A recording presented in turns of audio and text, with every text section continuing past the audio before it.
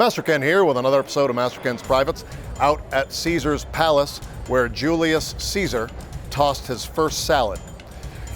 Here today we are with Carlos Machado, also known as the Brazilian barista. Welcome to the show.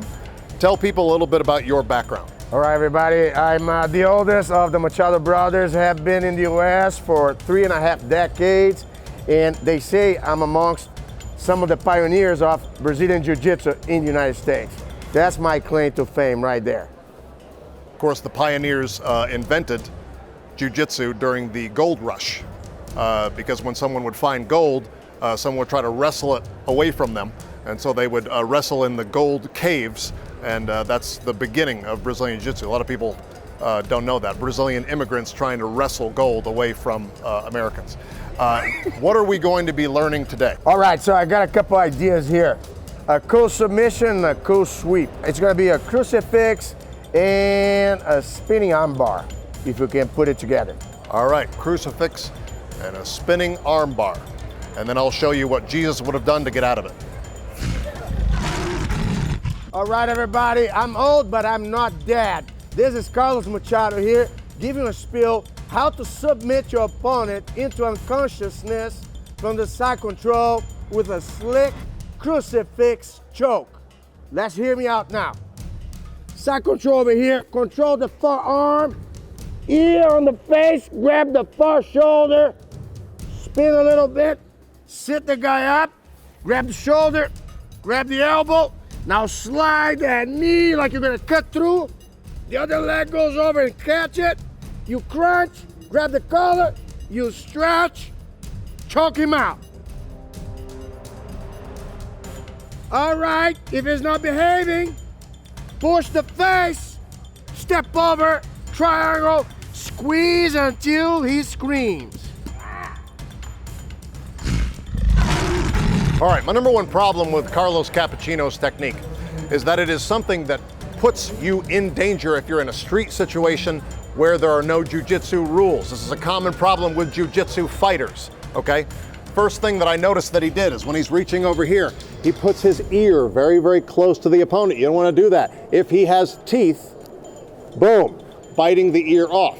If you're fighting a meth head, you're probably okay.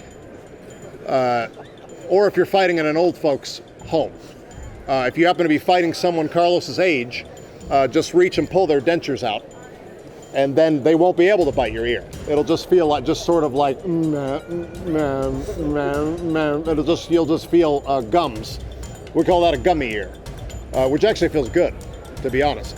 But that's not what's gonna happen if you're fighting somebody who has teeth, okay? So keep your ear away. Don't offer your ear, don't offer your throat. If anything, offer the top of your head, okay? Start out upside down in your technique, pushing the head all the way down, okay? Now he misses an opportunity just to throw the leg over here, okay? Now he talked about getting nasty. We're gonna get nasty with this technique, but we're not going to get nasty in a jiu-jitsu way. We're gonna go Machado, okay? What I wanna do, I tend to have a lot of bowel issues, okay? So I'm usually locked and loaded, if you know what I mean here, okay?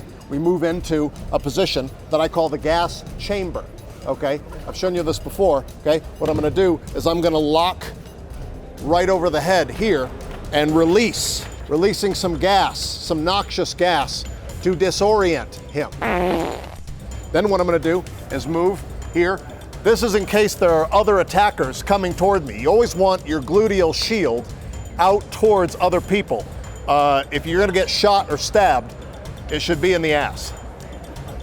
That's the most likely way that you're gonna survive it. There's fewer vital targets here, okay? So presenting up here, this is to protect you, okay? Meanwhile, I'm clawing the face, I'm ripping the throat. If we're gonna move into a crucifix, in Machado, we do a crucifix more accurately. Crucifix is a cross, for those of you who don't know. So what I'm gonna do, pushing the legs down here, okay? That's an Machado crucifix. Lining my thrust of freedom up with the groin, bam, bam, bam, until he is unconscious, parting the crucifix, and then, as always, re-stomping that groin. All right, that was another episode of Master Ken's Privates. I hope that Carlos Cappuccino learned a latte today. If people want to learn more about you, they can find you on the internet somehow, I assume? Yes, sir. MachadoMethod.com. Check it out. And if people want to find our uke, they can? Yeah, Dylan Miller's show on YouTube. All right, I'm Master Ken. Tune in next time for another episode of Master Ken's Privates. Us.